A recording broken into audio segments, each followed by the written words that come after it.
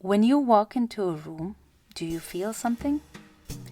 Welcome to GA Atelier, a space where intentional design meets mindful living. I'm Gigi Askar, and I'm here with you on this journey to explore how intentional design can shape the way we live and feel, and how to transform our living spaces into sanctuaries that reflect our unique story, personality, style, and lifestyle, and elevate our everyday experiences. Step into my atelier and let's intentionally design together. So, you might have noticed a few changes in the podcast.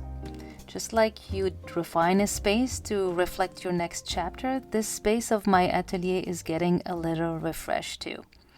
I like to think of it as my lounge, a space to invite conversations. But I'll leave it to you to notice what's different. It's all in the details, and there's more to come, so stay tuned. Anyway, today I want to talk about something you've probably heard me say before on this podcast. Designing by feeling rather than just by function or looks.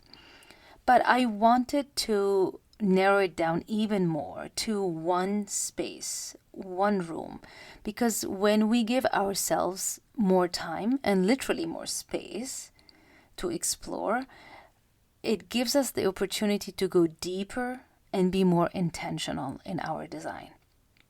When you design with feeling as your foundation, everything changes. Not just how the room will look and function, but how you will live within it, how you will experience it. And your decisions in the process of designing it will also be different. Because when we focus on how we want a room to feel, we create spaces that support us in the deepest and most beautiful and meaningful ways. So, on one hand, you don't want to adapt to the space and live in it by default, just accepting what's there and thinking it doesn't matter. We want to design the space around you, not just your needs, but also your desires. We want to explore new ideas and expand the possibilities so that you start experiencing the space more intentionally in ways you may not have even imagined yet. But also on the flip side, we can sometimes then fall into designing or redesigning a room or a space in a reactive way. We might fill the room based on what's trending, in a hurry, what a room is supposed to look like rather than what we want. So rather than looking at our own needs and desires, we look externally. Instead of looking inward, we look outward. But our needs and wants are very personal. It's your home after all. And our spaces and our homes should support those needs. Ideally, you want to step into a room in your home and feel something. You feel even like something shifting. It's a different feeling almost from one space to the other because every room has a different function, has a different feel. Every room deserves to hold the right energy for you to evoke the emotion that you want. So let's talk about a few ways that you can do that. Easy, simple ways like light, color, natural elements, just simple elements that you can use to create that shift. Large windows that invite the natural light, soft layered lighting for indoors, lamps that offer that kind of lighting. Color, of course, is a whole different subject and how it affects your mood. Every color has kind of a different feel to it. And of course, natural elements that invite nature in. Even when we are indoors, we remember that we are part of nature. So wood, linen, stone, of course, living plants, flowers, all of that. These choices may seem subtle, but they are still significant.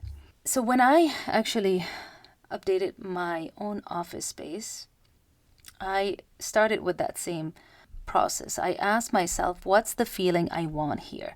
What is missing in terms of how I feel in that space? and what energy do I want to work within when I'm in that space. So for my office, I needed to feel focused and have a space that gives me more anchoring.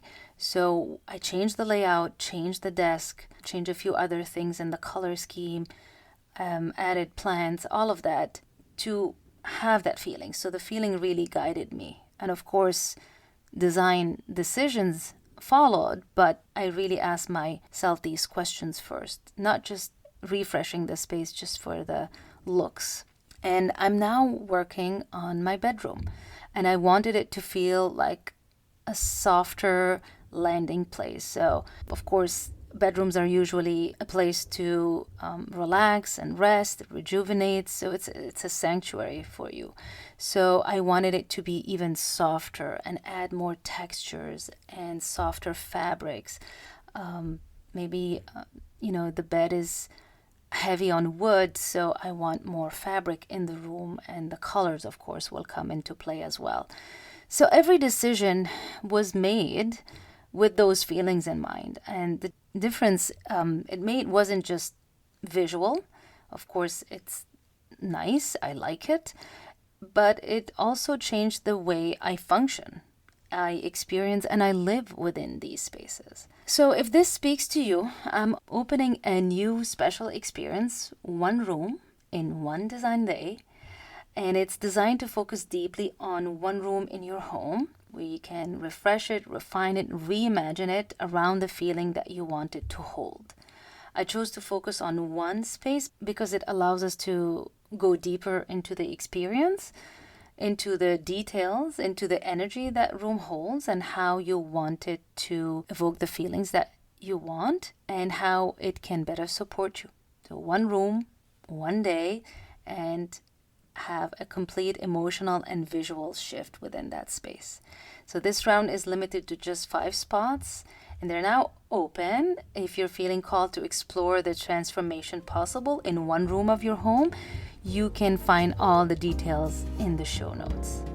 So for now, I invite you to choose just one room, pause and ask yourself, how do I want to feel when I step into this space? What energy do I want it to hold for me? And just start from there.